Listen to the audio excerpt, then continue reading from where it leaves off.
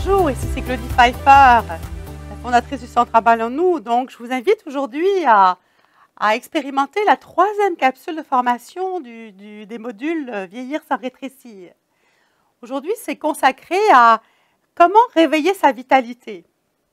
Et pour réveiller sa vitalité, il s'agit d'aligner son squelette et rebondir.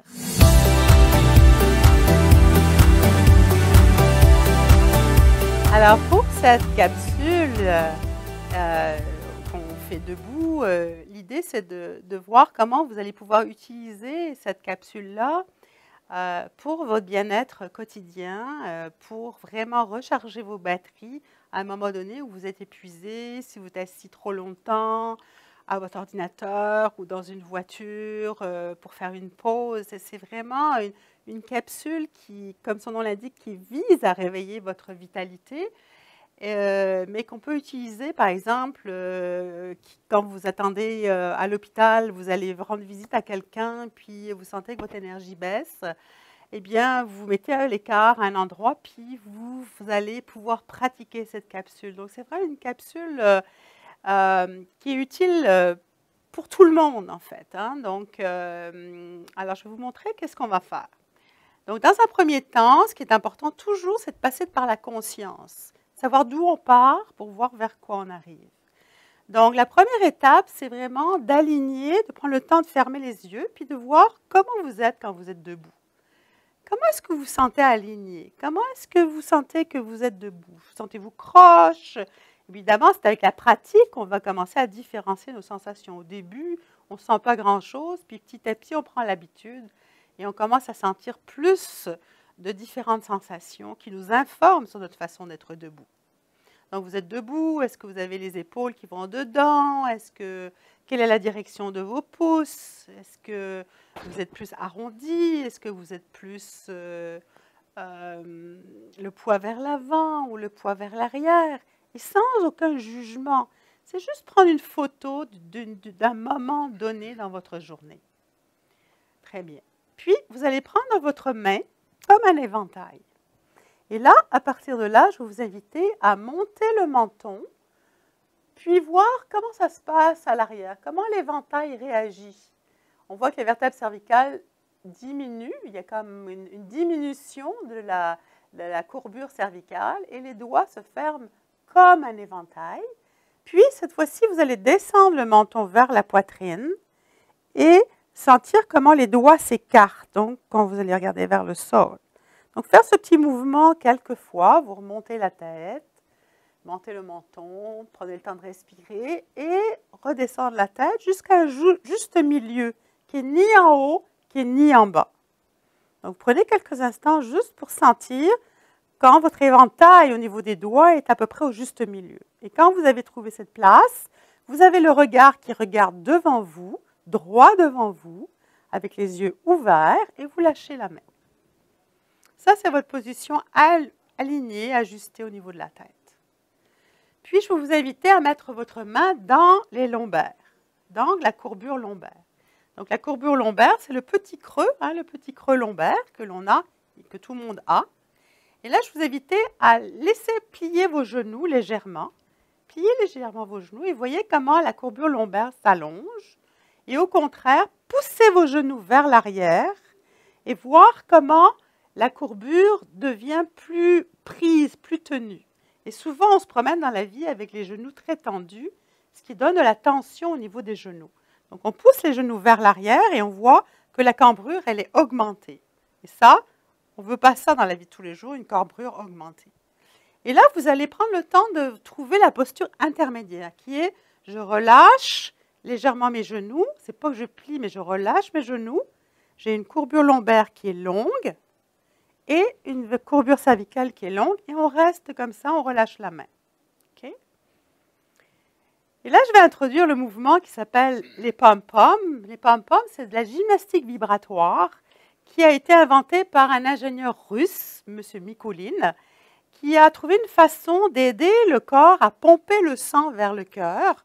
Parce que vous savez que lorsque le sang stagne dans les membres inférieurs, on a une pompe, le cœur nous amène à laisser le sang descendre vers le bas, les membres inférieurs. Mais des fois, on a besoin d'une aide pour pomper le cœur pomper le sang vers le cœur. Et quand on est assis beaucoup, c'est souvent une stagnation qui n'aide pas, les déchets restent stagnés dans nos os et ça finit par nuire à notre santé en général.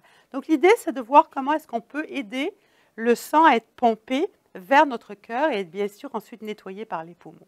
Donc vous soulevez légèrement vos talons d'à peu près d'1 centimètre et vous les laissez tomber. Et encore, vous soulevez légèrement les talons et vous les laissez tomber. Donc l'idée qui est derrière ça, l'important c'est vraiment le talon qui a un impact sur le sol. Et cet impact va laisser le sang remonter en direction du cœur. Donc encore, c'est ça, on laisse les talons tomber. Puis, on va rajouter une dimension qui est importante, qui est le P. Donc ramener vraiment le son et le mouvement de la bouche le plus centralement possible. Donc faire un son qui est un P. Et on va prendre la vibration que tout le monde connaît, qu'on utilise dans toutes sortes de disciplines orientales, qui est la vibration du Om. Et on va rajouter ça en disant pomme, pomme, allez-y, pomme, pomme. Et là, on va créer au niveau du pomme le son et le rythme du cœur. Donc ça va être pom pom, pom pom, pom pom, pom pom, pom pom, pom pom, pom pom, pom pom. Et dites-vous que c'est une série qu'on peut refaire. L'idéal, c'est de faire une série de 10, puis une série de 20, une série de 30. Il y a plein de variations possibles. Et moi, c'est quelque chose que je fais discrètement, mais dans une ligne d'attente au cinéma, ou quand j'attends mon tour quelque part, ou je me lève, quand le matin je me lève, je fais ça tous les matins. Ça contribue à me réveiller et à me dynamiser le matin. Et je vous invite vraiment à le faire.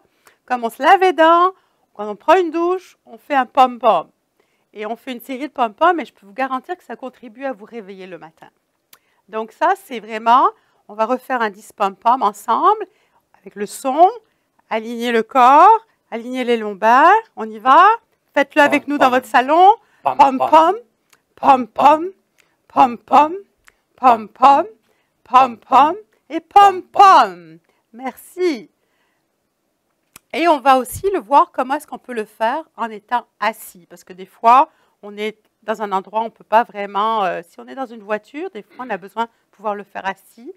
Pas en conduisant, évidemment, mais de voir comment est-ce qu'on peut faire ces pom-poms assis aussi de la même façon.